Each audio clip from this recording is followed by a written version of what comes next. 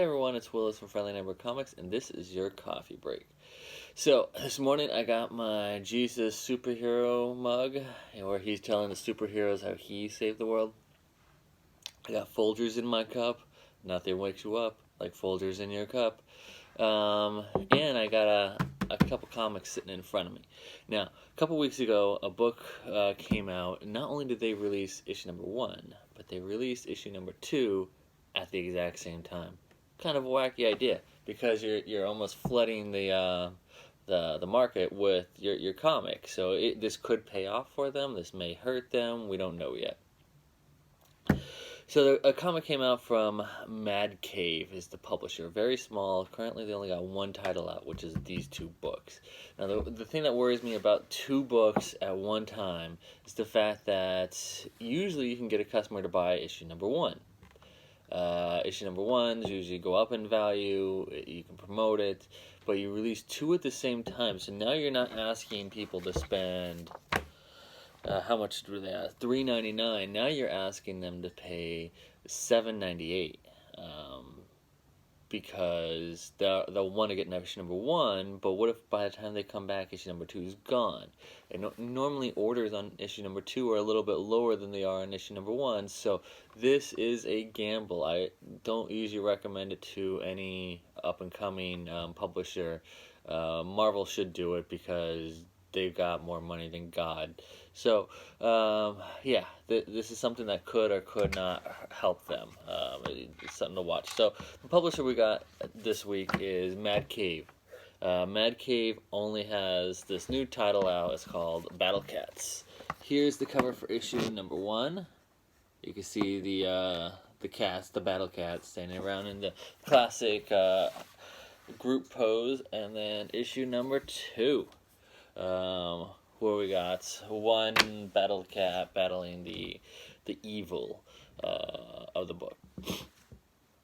So the one thing about the book that I like is there is a ton of action in these books. Like, I'm talking beheadings, people being cut in half. How many Battlecats are there? There are 5 Battlecats going up against like just a horde of, I don't even know, the zombie things that have skull helmets. Yeah, just a lot of fighting. Even in issue 2, there's a lot of fighting as well. So you get a lot of action for your money. For your $7.98, you're getting a lot of action. Now, the bad side of that is you're getting a lot of action usually means you're not getting a whole lot of storyline. So if you don't read the first page of issue number 1, you don't even know where we're at. So issue number 1 opens up on sort of that scroll look. It gives you the lead-in of what the mission is, but not who these are. So apparently there is I want to get it right, let me look at it here. There is a beast called the Dire Beast that these Battlecats have been told they're going to go get the head of. The king of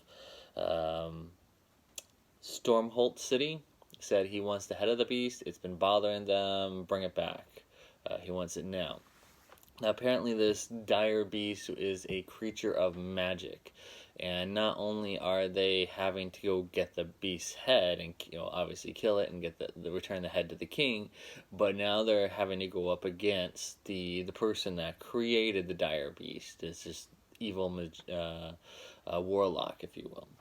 And that's who we see one of the Battlecats going up against on the cover of issue number 2.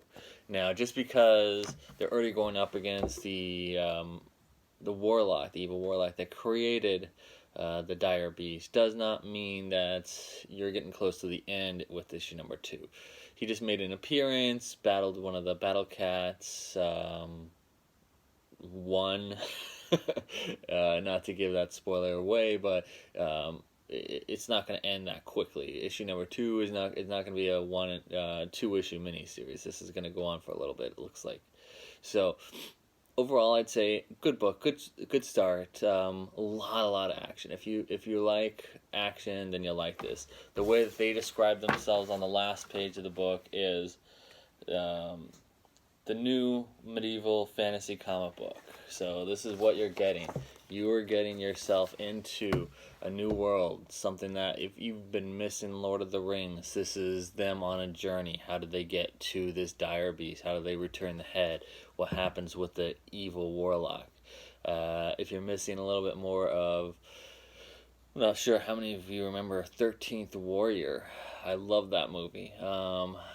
Something a little bit more action, things that you're not expecting, a little bit of evil stuff, sword play, all of that in these books. You'll really like it. When I sat down and read these books, I really got that sort of Thundercats feel. Like, oh my god, is this going to be the new Thundercats? I've been waiting for a new Thundercats forever because I'm a nerd. It's true. So I was hoping that this was going to be it. Now it has a lot of potential. I could see this being picked up to be a cartoon on a Cartoon Network, Adult Swim, any of that. It could be a potential future offering on a Cartoon Network that that follows these characters. You could tell that this has the potential. So I'd recommend it. I do think some of the writing is lacking, but I think that's because they're pushing more of the action. So I'm hoping issues 3 and 4 give me a little bit more, even though the end of issue 2 tells me issue 3 is going to start with a boatload of action.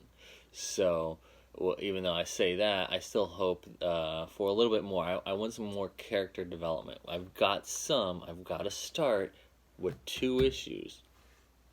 I want to see these characters expand more, and I think that's what would be needed if these things had become a regular or a cartoon or something that you young adults will love, not old farts like myself with white hair. So with that, if you like reviews like this, don't forget to hit the like button and subscribe to our channel below. And with that, I will see you at the comic book shop.